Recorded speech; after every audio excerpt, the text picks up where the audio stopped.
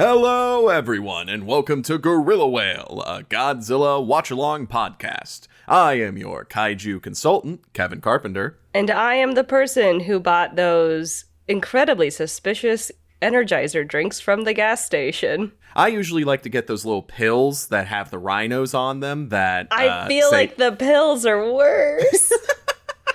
Listen, I need the energy. A little bit of context here, dear listeners. Your girl has had a bit of a sinus attack happening within the last 48 hours, so I am on the strongest allergy medication that I can get without a prescription. Apologies in advance, / you're welcome. Yeah, audience, both of us are coming in here pretty exhausted, pretty on separate substances, not on anything illicit, mostly just a lot of caffeine for me and the allergy pills that Kayla has mentioned here. And there's just They're not pills. Oh, okay, cool. Thank you for the clarification on that. So here's the deal. You guys are in for a treat, and that was one of the reasons you guys are in for a treat. The other reason is because today we are going to be talking about Godzilla versus Hedorah, aka Godzilla versus the Smog Monster. It came out in 1971, and by God is this movie very 70s. Yeah, it is surprisingly 70s for a movie in the early 70s, because usually it takes a couple years for a decade to really settle in, but... No, this felt very 70s, but also, I don't know, it did feel kind of late 60s. There was I was watching this and I was like, I feel Austin Powers in this film tonight. You definitely feel this like transition period between the 60s and the 70s. Like, I believe that this movie came out shortly after Woodstock. Yeah, I was gonna say, there's a Woodstock in this film in some ways. God. Like a nod to it, anyway. All right, get into the historical context. Let's go. Yeah, we're already talking about the history. I'm going to get into the context. Okay, so real quick, I'm going to start this out with a passage from the book Japan's Favorite Monstar, the unauthorized biography of the Big G. Great book. Definitely check it out if you get the chance. Quote, in the late 60s and early 70s, Japan was plagued by the byproducts of its own industrial growth, modernization, and dependence on cheap energy. The heavy pollution of its urban areas, air, and water. Pollution-related illnesses were now considered a serious threat, and legislation was enacted to control emissions and dumping. Things were so bad in some cities that oxygen tanks were installed on street corners to prevent pedestrians from passing out, and children went to school wearing face masks to filter out photochemical smog. End quote. Now pollution is the new existential threat hanging over the Japanese population, and while the film industry is still struggling to handle the rise of television at this time, Godzilla is still capturing the hearts of people everywhere. The creature that was once the specter of atomic annihilation would now be set against the personification of pollution. This idea came from newcomer director Yoshimitsu Banno. In the book, The Complete History of Toho Special Effects Movies, Banno would be quoted as saying, there was a message in the original Godzilla. I wanted to have him battle not with something like a giant lobster, but the most notorious thing in current society. End quote. Absolute slam on Ibara out of nowhere. Also an inaccurate slam, because as we've received from various comments on both our podcast and our TikToks, apparently Ebirah was more of a shrimp. You know, what is a lobster if not a quite large shrimp? Yep, there you go. It's all shellfish to me. Yeah. So, you might be wondering, why was newcomer director Banno given the reins to Godzilla? And by the way, not the band guy Banno. This is Banno. Well, Godzilla's parents were gone.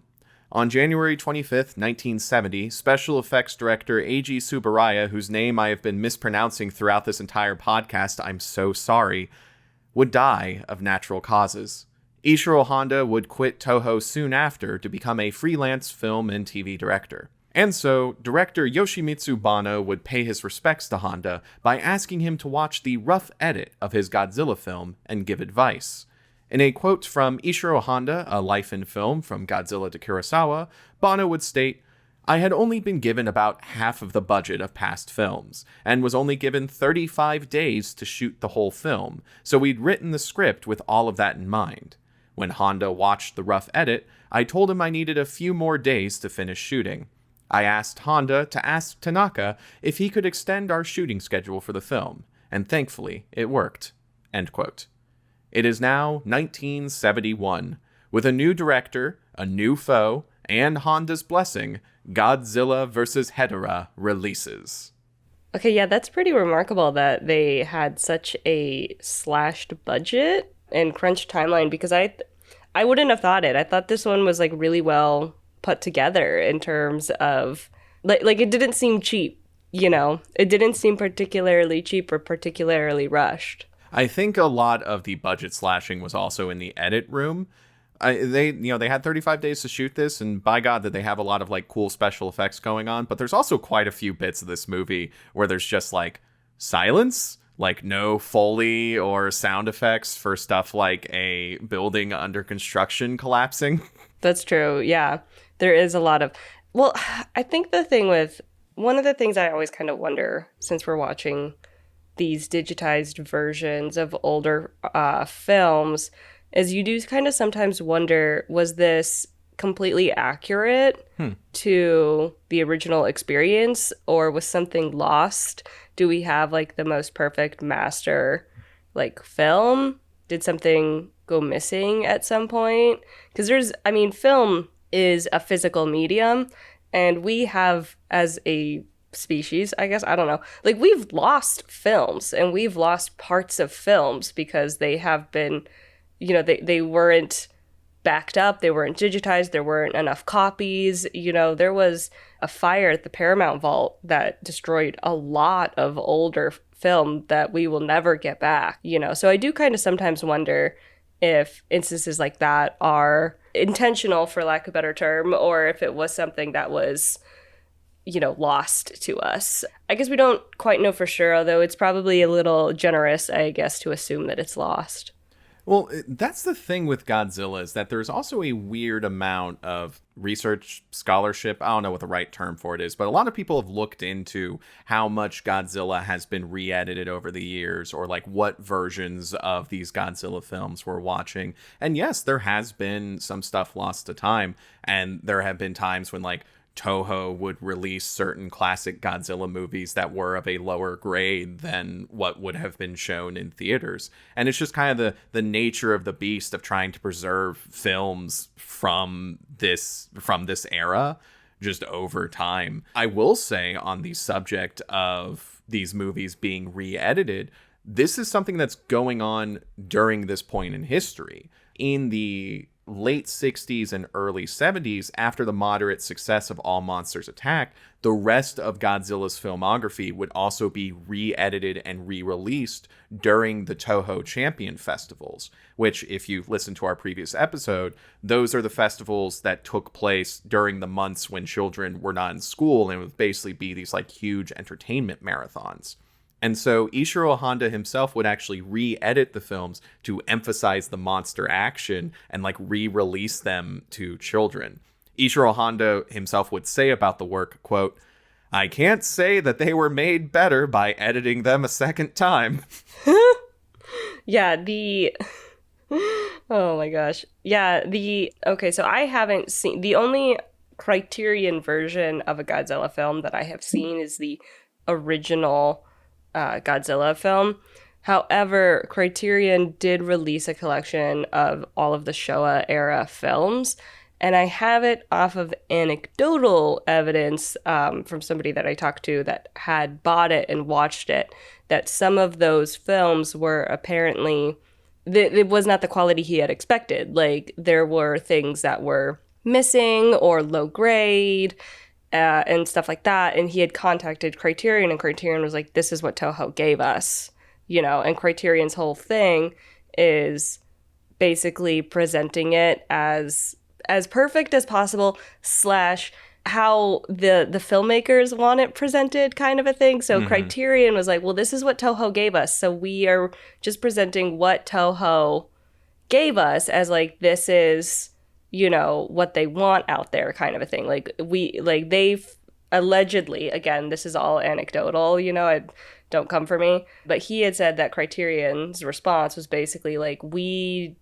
did not want to tamper with it because this is what Toho gave us. So Toho doesn't have necessarily the most perfect renditions of these old films. Yeah. And not to mention Godzilla itself, like we covered this in episode 2, the American re-edit of the original Godzilla movie. Like whenever these older Godzilla movies were sent overseas, they would get cut up a lot. Like not only the English dubbing, but also just taking out of scenes that didn't put America in the best light, or just taking out of scenes for any random reason, really. So it is kind of fascinating looking back at this older period of Godzilla, knowing that there is stuff that we have lost. I mean, I try my best looking at interviews with the crews of these movies or the books that are written about this subject. But at the end of the day, only the people that went into those theaters and watched the movie got the full experience of those Godzilla movies. Yeah, I mean, who's to say whether or not they remember if there was demolition sounds when that building collapsed, or if it was presented like that, you know? Mm-hmm. So anyway, continue on. Yeah, I think that's just kind of the tragedy of the historian is what have we lost? What are we not seeing? But all we can talk about right now is the movie in front of us, and that is Godzilla versus Hedorah. So let's talk about it. Want me to start on that summary? Yeah, get on to it. Cool. We open on a strange James Bond-like montage of trash-filled waters and smog-belching smokestacks as a woman sings of the horrors of pollution. We cut over to a home on the outskirts of Fuji City, where a young boy named Ken Yano is playing with his Godzilla toys. Ken lives with his marine biologist father Toru, his mother Toshi, and his uncle Yukio. Quick pause, real quick, I'm already putting a pause in this movie summary. So the thing with All Monsters Attack was like, okay, there are Godzilla toys in here, so Godzilla might be a media property in this universe, or they made toys off of the real monster that has destroyed buildings and claimed lives. Once again, this movie, Godzilla 100% exists. So that means that in this world, Godzilla has destroyed Tokyo and killed people, and then they created toys for Godzilla and Ghidorah. There's a King Ghidorah toy in the background. And then they sold those to children. It's okay, Kevin, because all proceeds actually go towards the rebuilding efforts and to the victims of the disasters. Like, I'm just imagining if, like, Lego came out with a Hurricane Katrina playset. Like, that's kind of on the same level here that we're talking about. Or a Hurricane Helene, or a Hurricane Milton. There's been more. It's not just Katrina anymore. There's been more hurricanes. I just didn't want to be too topical. Yeah. So, the peaceful existence of the Yano family is interrupted when a fisherman brings a strange tadpole the size of a human fist to their home. Marine biologist Toru has been collecting dozens of mutated marine life over the past few days, and it's not long before the family sees on the news a giant tadpole monster destroying 2 ships out at sea. Toru puts on his scuba gear and investigates the nearby waters, while his son Ken waits on the rocks. There, Ken is attacked by the tadpole monster itself. The young boy raises a knife and defends himself, and manages to get away with only some burns on his hand. His father is not so lucky. Underwater, amidst the pollution and debris, the monster attacks Toru and burns him across his face and body with acidic sludge. Back at their home, Toru is now bedridden from his injuries.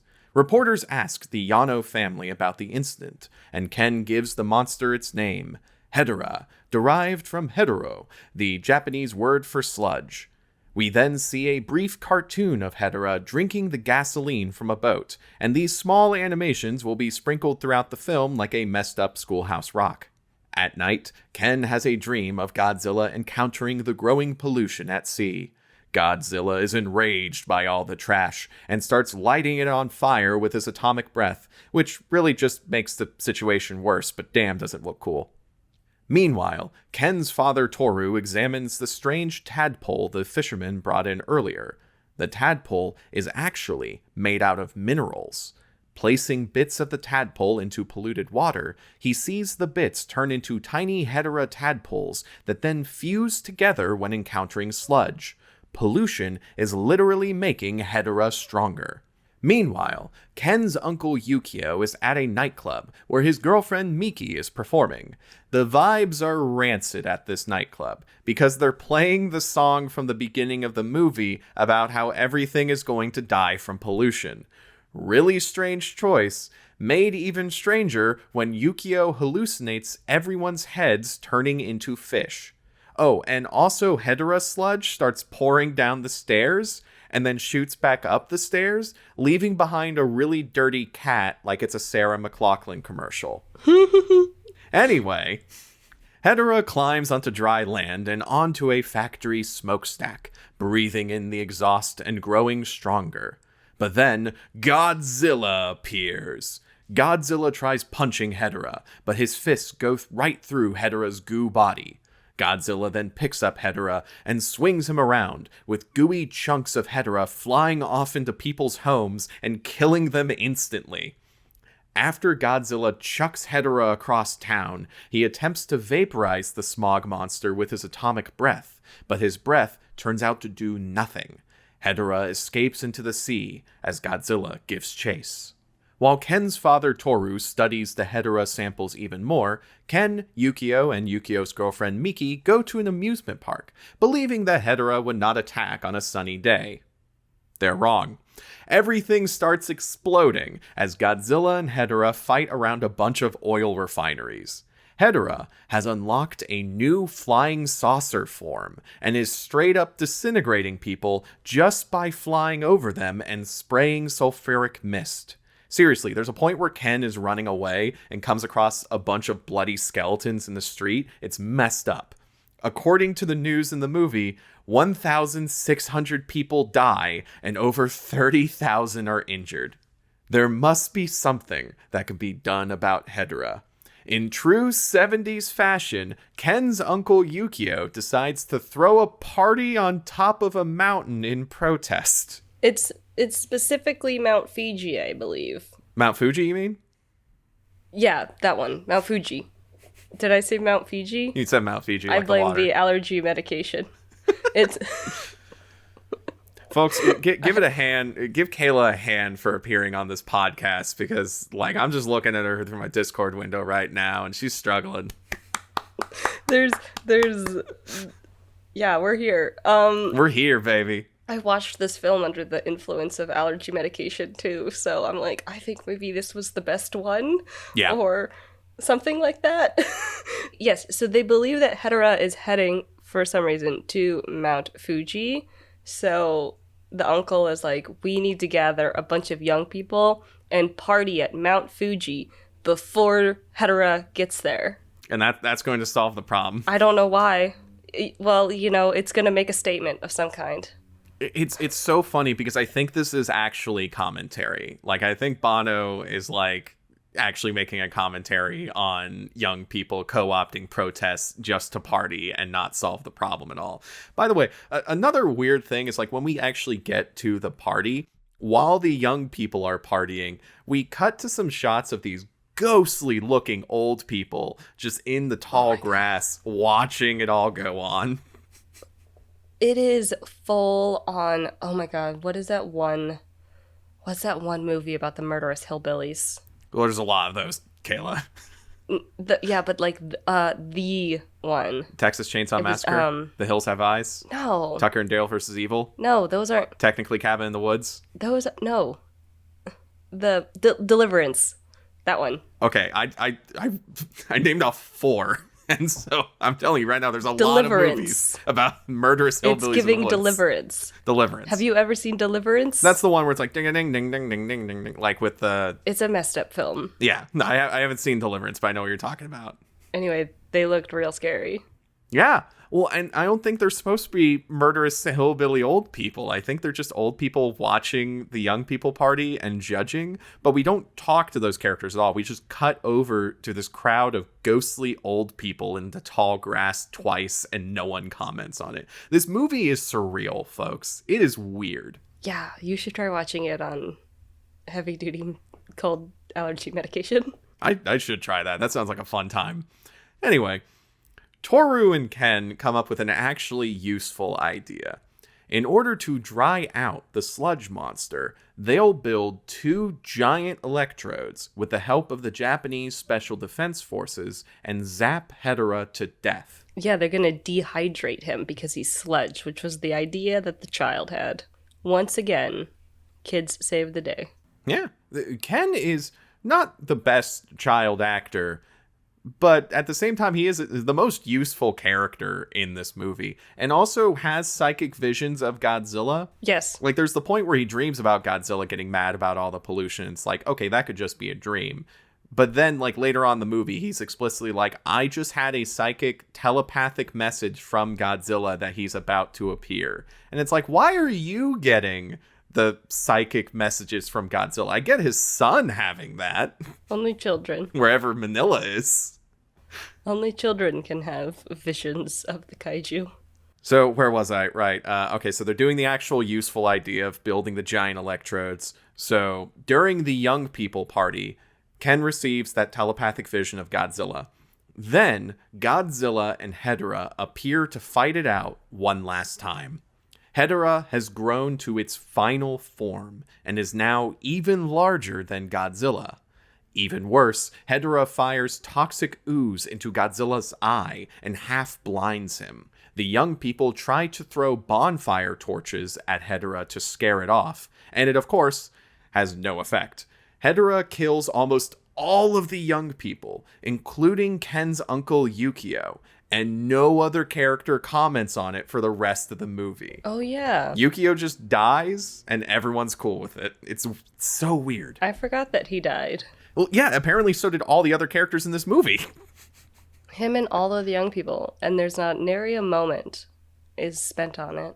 Yeah, this movie has no idea what tone it wants, and we'll talk about that at the end of the summary. It's a good thing Godzilla isn't a punk, because even with half of his face melting, Godzilla's back in the fight. Godzilla tussles with Hedorah and slashes one of Hedorah's eyes. Hedorah responds with a red laser that knocks Godzilla down. Hedorah then shifts back to his saucer form, carries Godzilla into the air, drops him into a pit, and buries him in muddy sludge. Only the sudden intervention of the Japanese Special Defense Forces dropping an oxygen bomb on Hedorah keeps the fight going. Quick note, it's funny that the military is dropping pressurized oxygen on Hedorah to help Godzilla when an oxygen destroyer bomb was the thing that killed the original Godzilla. Yeah. The movie doesn't do anything with that, I just think it's neat. Also, they think that oxygen is going to damage Hedorah in the same way that they thought, like, fire or a sunny day would damage Hedorah, and they're wrong. There is a running theme in this movie of people just being wrong about Hedorah, and I think that's also a bit of commentary. Yeah, people do not understand the climate crisis. The JSDF have the electrodes built, but Godzilla and Hedorah's skirmish breaks the power lines, cutting off the electricity. The JSDF have to quickly repair the power lines, while Godzilla continues to hold his own. At one point, Hedorah blasts Godzilla with his red eye laser, and Godzilla blocks it by doing the Ultraman pose. Eventually, Godzilla gets fed up waiting for the humans and blasts the electrodes with his atomic breath, powering the trap and hurting Hedorah. Godzilla then rips both of Hedorah's eyes out of its body and vaporizes them in the trap. Okay, so Hedorah is dead and the movie's done, right? Nope. Hedorah's saucer form emerges from its dried corpse and tries to get away. In response, Godzilla breaks out his secret technique. In a moment that will live in Godzilla infamy, Godzilla fires his atomic breath at the ground and shoots himself into the air like he's his own jetpack. Propelled by his own atomic breath, Godzilla chases down Hedorah and drags his ass back to the electrode trap before vaporizing the smog monster for realsies. It gets real brutal, by the way. Like, right after the vaporization, Godzilla then, like, crouches over the corpse and just starts tearing it apart and vaporizing all the little bits. Like, Godzilla's like, no, you are not reforming this time. I am done. Yeah, it is. I mean, you cannot imagine what I felt seeing the flying Godzilla happen. I mean, he's going backwards, people. He was, because he had to the breath was propelling him. So my man is flying blind, chasing this smog monster. I think I just wrote down, he can fly now, and that was the last note that I made, because after that I was just like, okay. I can imagine there's just like a bunch of like runic symbols and like forbidden numbers in your notes after that as you just fell away from reality. It's full on like crazy serial killer journal notes. So fun fact, the suit that was used for all the scenes where Godzilla just gets covered in like mud and sludge and stuff like that was an earlier suit. And then the scenes where he's fighting, that's the Destroy All Monsters suit. But the scene of Godzilla shooting himself through the air with his own atomic breath is the curled up model from the tractor beam scene in Invasion of Astro Monster. Oh, that's where that came from. Yeah. So Godzilla's all curled up. Yeah. And he's shooting his breath at the ground. And then he is very slowly flying through the air toward Hedorah. This is not a high-speed pursuit, y'all. It's so funny. Tortoise in the hair. The day is saved, but for how long? As Godzilla walks off into the sunrise, we are left with the message that if we don't figure out this pollution thing, we may yet face another Hedorah. So, Kayla, what'd you think of this movie? I think it was interesting that Hedorah is technically an alien. Oh, yeah. Well, okay, so we don't know that for sure, because the thing with Hedorah being an alien is that the dad, like the marine biologist dad, is just pulling that out of his ass, and this is a movie where people pull assumptions out of their ass about Hedorah and are proven wrong. There's really nothing to prove that Hedorah is an alien from space, besides Toru just being like, I don't know. He makes some comment about how Hedorah is a life form made of heavy metals. Mm-hmm. So I think like that's kind of the idea, is that it's an alien life form, because it's not made, like, all life on Earth is carbon-based. So I think that idea was, this is a life form that is not carbon-based. This is a life form that is heavy metal-based, and maybe it came from like a meteorite, you know, which is technically one of the theories about how life may have formed on this planet. So, but it was interesting that they were just like, maybe it's an alien, and then moved on. There's a lot of stuff that they just kind of present in this movie and then immediately move on from without any explanation whatsoever. Yeah. Once again, we start with a haunting musical rendition of all of the pollution and misdeeds of humanity. Very fun. Very fun to put that into a little song. 2, I did enjoy the little animated interludes that were happening. I thought that they were very cute. It was interesting. I was like, yeah. Why are you looking at me like that, Kevin? No, it's fascinating that you talk about the animated interludes, because I think that really contributes to the tonal whiplash that is this movie. Mm-hmm. Because we are in prime, Godzilla is for the kids era. Like, we start out with a kid playing with Godzilla toys and being like, I love Godzilla, he's better than Superman. Yep. But also this movie has like people vaporizing before our eyes, dozens of people dying in an instant on screen, and then we'll go from like people turning into bloody skeletons to this like little animated interlude of like Hedorah like lifting up a boat and being all cartoon like, ho ho, I eat the oil. Yeah, there's like some pretty graphic chemical burns that people are getting, but then yeah, it goes to a jaunty little cartoon. Speaking on like bloody skeletons, there was one bit where you see a skeleton, all of the flesh has been corroded off of the skeleton by the acid rain, Hedorah, but the clothes are still there, which I thought was funny, because everybody knows that clothes are as strong as bone when it comes to the sort of acid that corrodes flesh. Yeah, that was another weird thing. It's like you would have people's flesh being melted, but then their clothes would be perfectly fine. Or there would be points when people would just kind of drop dead from the sludge without like burning up themselves. Like Hedorah apparently had several different varieties of people killing pollution. Well, there was like the toxic fumes were happening. Like it was a nauseous gas. And then there was the chemical burns from the sludge. You know, it was a whole thing. back onto the whole, every time I watch a new kaiju movie, I'm like, and there's that original 151 Pokemon. I watched this and I was like, oh, it's Grimer and Muck. Yeah. Like, it's just Grimer and Muck. Yeah. They eat the pollution. Cool. What's really interesting about Hedorah is the whole thing about the evolving forms.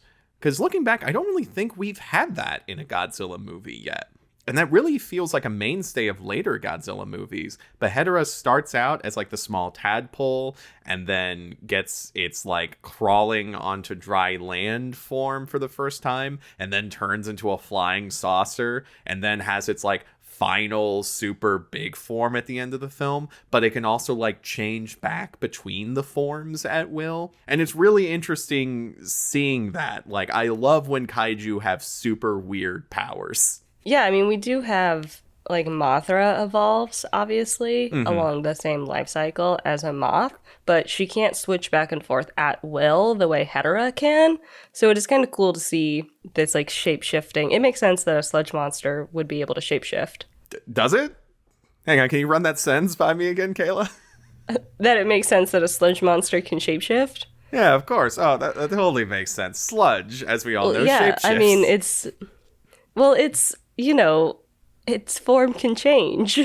Like, sludge is like a liquidy sort of thing. Oh, sort of an oobleck kind of thing.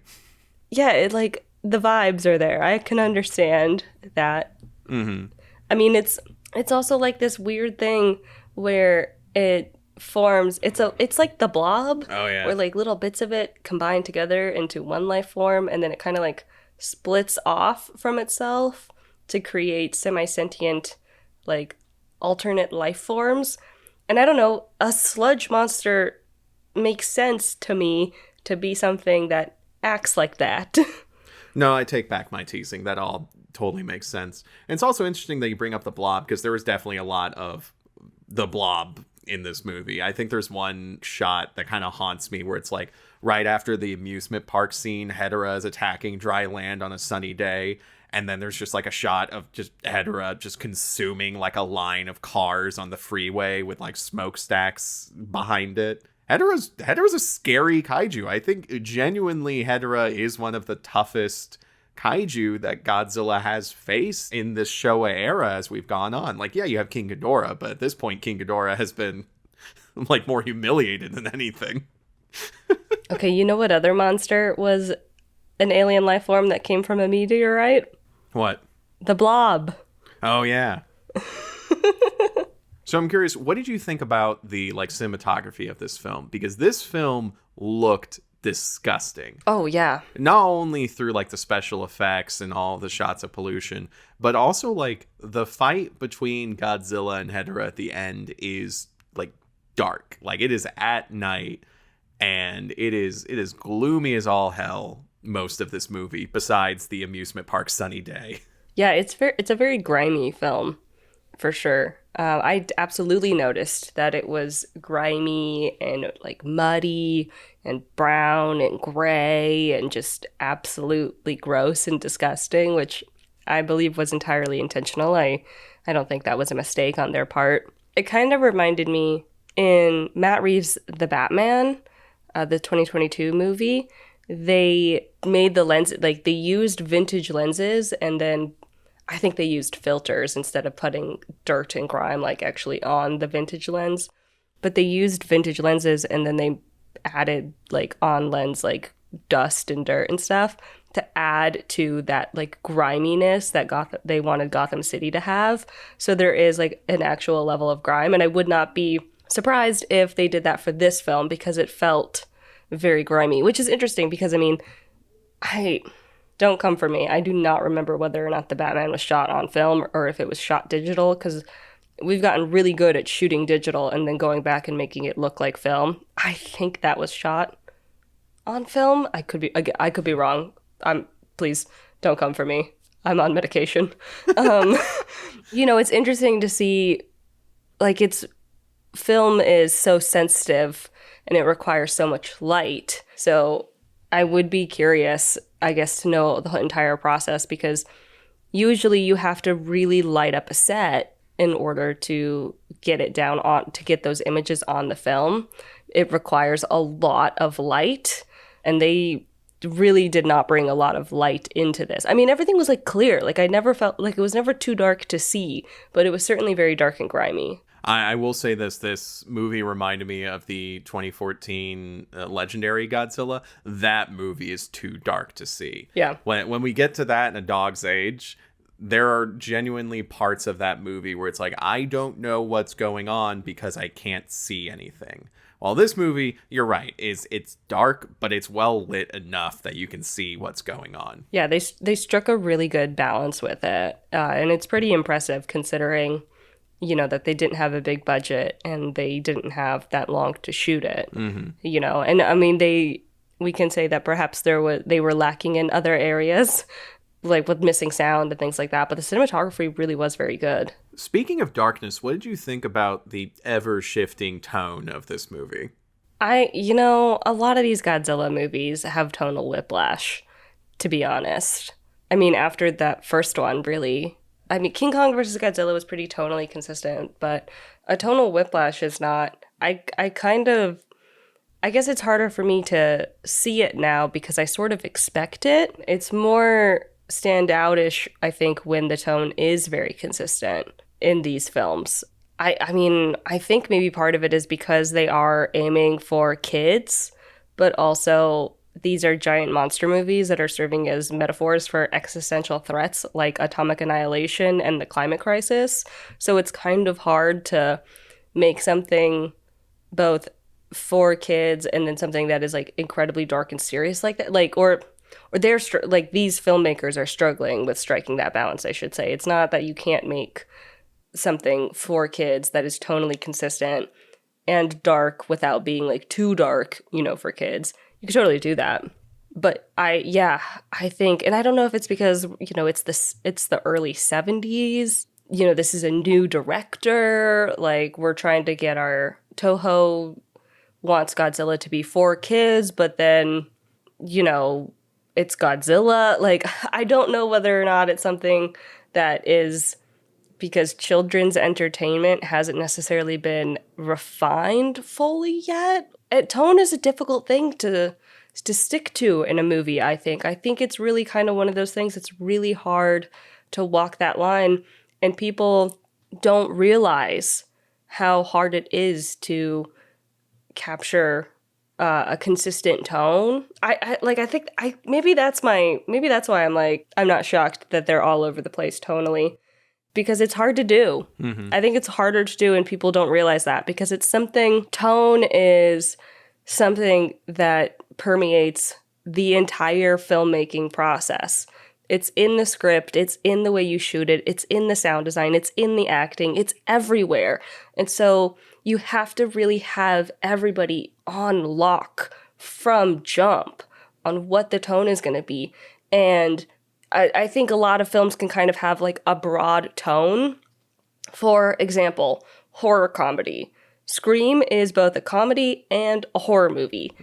Tonally, you'd think it would be very easy for that to get all over the map, but it works.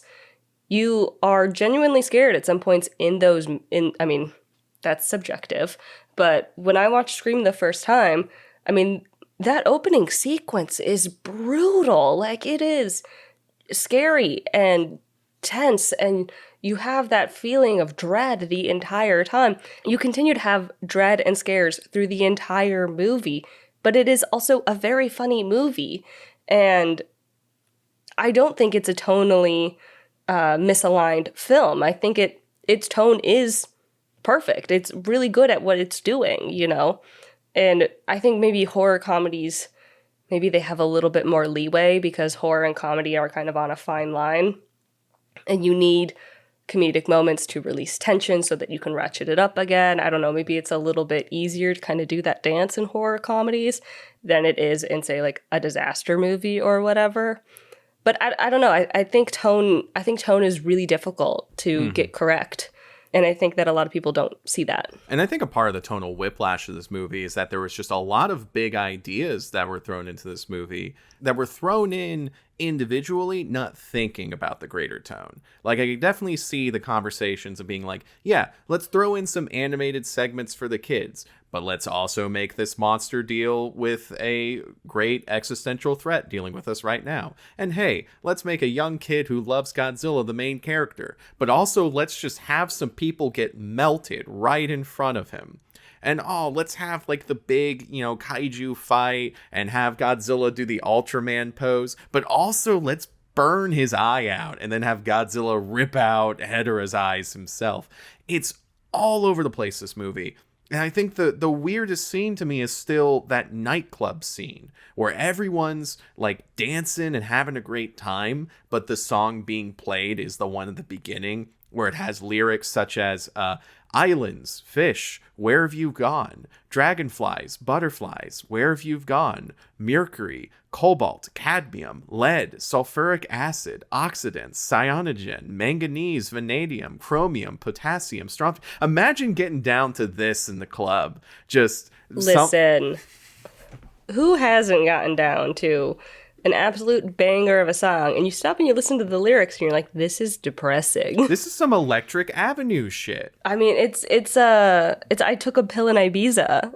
This is Hey Ya by Outkast. Yeah, like, I mean, I think perhaps it's easy for us to see it because we have to read the subtitles, Songs that have depressing lyrics, but the instrumentals are really, hyper pop or whatever. That's a very common subgenre. I'm not shocked, I guess, that they're dancing to that. It was the fish hallucination was really funny. I think I wrote down, in response to that sequence, I wrote down, this film has everything. Godzilla wrestling a sludge monster, environmentalist bangers, a guy hallucinating fish dancers, a kitten. Yeah, there's a popular story about the behind the scenes of this film where the producer, Tomoyuki Tanaka, and Tanaka was a producer for a lot of the Godzilla films. He was out of the filming of this movie because of medical issues. Like, he was in the hospital for most of this film. But there was a point where he was able to visit the set, and it was the scene where they had all the people dancing with the fish heads. And so supposedly producer Tanaka arrived on set, saw the fish head scene, and then immediately walked off set. He's just like, well, back to the hospital I go. That's hilarious. Wow, I love that. There's another story where apparently, like, after the film was finished, director Bono was showing producer Tanaka the film, and producer Tanaka's response was, well, can't change any of that now. Listen, when you're making something, you're like, I know it seems really wacky, but trust me, it's all gonna come together. And sometimes it doesn't. I mean, he's a new filmmaker. Like, yeah. He was an assistant director for a bunch of films. I think he only directed like one film before this one, and then he got the Godzilla reins, and then he made one of the most divisive Godzilla films, because there's so much that's cool with this film, and there's so much that's weird with this film, and paired together it creates this like weird tonal whiplash. Like, I still don't know how I feel about this movie. I feel the opposite of like Destroy All Monsters. When I started the film, I'm like, oh, hey, this is a really cool spectacle. And then the more I thought about it, the more I didn't like it. This movie I watched and I'm like, wow, that was really weird. I'm not sure if all of this worked. And then the more I think about it, like especially the individual elements, the more I'm like, okay, but there was a lot of like cool stuff going on here. Here's the thing. Do I think it all worked? Not really. But did it all kind of work? Yeah, kind of. Exactly. It drives me mad. I understand what you just said, even though that made no sense. The thing that drives me insane, though, well, actually, no, multiple things. One, this movie is the closest we've gotten in the Showa era to the tone of the original Godzilla. Yes. This is very much a clear existential threat that is threatening Japanese society at the time this movie comes out. And it even ends the same way with like, hey, the monster representing this existential threat has been defeated, but if we don't get a handle on this shit, it might come back. Mm-hmm. And also, like, people just straight up dying in this film. Like, all the other Showa Godzilla films we've seen, like, yeah, they'll destroy buildings, and occasionally there will be, like, a named villain that gets dropped by Godzilla as he's rampaging. But for the most part, people are generally unharmed by the monsters, or at the very least, we don't see all the crowds dying. It's all off screen, yeah. People drop in this film, man. People, like... Gruesomely. We see them get disintegrated before our eyes. It's nuts. And then the news reports are like, yeah, thousands are dying. Hedorah is an apocalyptic threat. We've just banned cars until we can figure this shit out. Yeah. Yeah, I mean, it is just a pollution monster that... And I thought it was interesting. They did bring up at one point, they're like, but if Hedorah is eating all the smog, isn't that a good thing? And the scientists are like, no, because it spits out even worse smog. We have to get rid of the smog.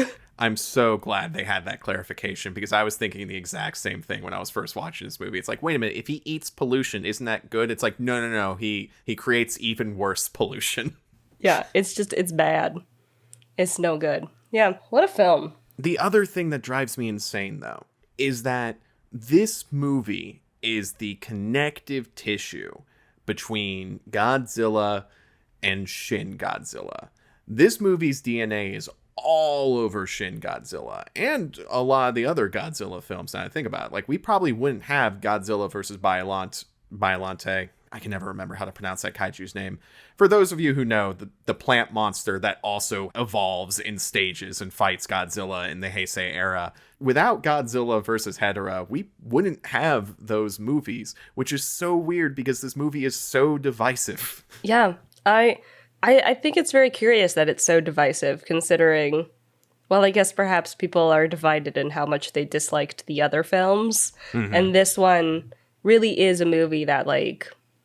Sometimes the most tragic movies are the ones where they almost work. Like, they're so close to, like, really, really working. And then it's just like, there's just enough holes there that it falls apart. And I think that's kind of where films can be very divisive, because some people can be like, no, it mostly worked for me. And some people can be like, no, it failed. It's so the potential. I think of similar film, I think, currently that we have in this year that is similarly divisive and really works for some people and really doesn't work for other people, and harkens back to another film that it was very clearly inspired by and trying to imitate, is Longlegs. Oh, yeah. Which Longlegs has been... I'm not going to talk about necessarily my own opinions about Longlegs, because that's not what this film is about, or what this podcast is about, but Longlegs has been fairly divisive, and it's had a lot of people saying, no, it's really good, and then a lot of people being like, it's not nearly as good as Silence of the Lambs. Like, obviously it's ripping off Silence of the Lambs, but it's not nearly good enough. And then some people be like, no, it's really, really good. You know, and I just think it's interesting kind of when we see films. I love films like that, even if whether I do or do not like that film by itself, as like a fan of cinema in general, I'm fascinated by films like that, like in the existence of films like that. I think the thing that's still getting me is that Longlegs, there is this clear divide between like what does work and what doesn't work. Like, I think anyone who says like Longlegs doesn't work usually cites like the ending doesn't live up to the hype that the first two acts of the movie builds up. And I also think back to Son of Godzilla, where it was like, okay, all of the parts of this movie without Manila would make a good Godzilla movie. Unfortunately, this is the Manila movie, so every time we cut over to Manila, they play the tubas, and it gets all cutesy, and there's where the tonal whiplash is. This movie, though, is just like, there's so many disparate ideas that are more like rusty gears that are still part of the same machinery and moving the machine, but there's just these, like, bits of friction where they don't work. Like the character Yukio, I love that he's a shithead older young guy who thinks like, oh, I'm gonna do a party, we're gonna have our own Woodstock and protest against the pollution kaiju. but then like he dies and no one in the movie comments on it, and it's just this like weird tonal whiplash there. Or you have the nightclub scene where he hallucinates the fish heads, and then the Hedorah sludge comes in and it's genuinely horrifying, and then for some reason the Hedorah sludge moves away for no reason and it leaves the dirty cat, and the dirty cat by itself is a powerful image. But also, why was the cat there? Why was the cat not eaten by Hedorah? Yeah, how is the cat not burned? How is the cat not dead? How is the cat not alive? Bones? It is, yeah, fascinating. What a film. What a film. I give it 3 stars. Really? Yeah, why not?